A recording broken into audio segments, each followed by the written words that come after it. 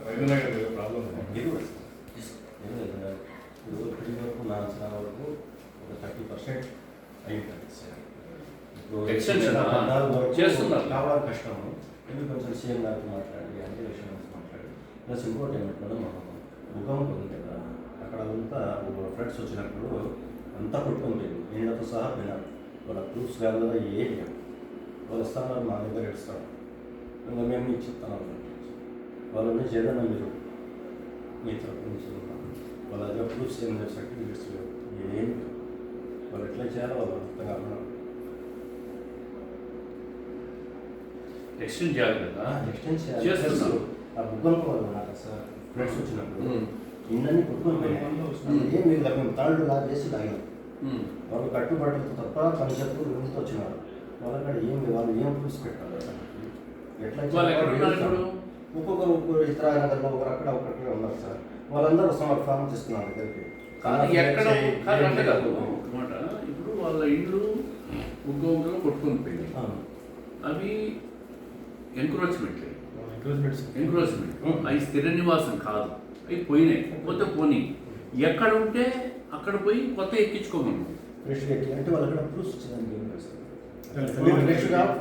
చేస్తారు సార్. కొత్త వాటి ఇస్తారు.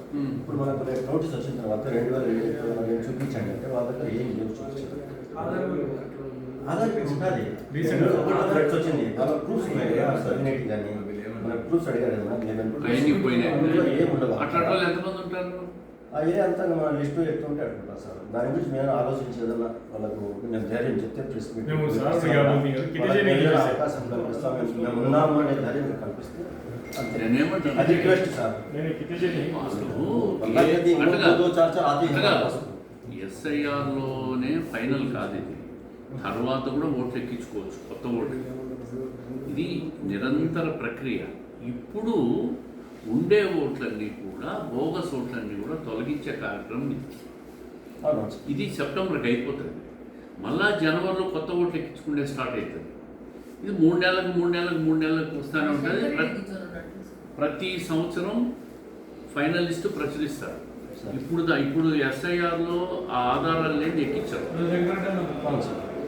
తర్వాత అయినా ఓట్లు ఎక్కించుకోవచ్చు. ఎవరి ఓట్లు ఎక్కడికి పోవు.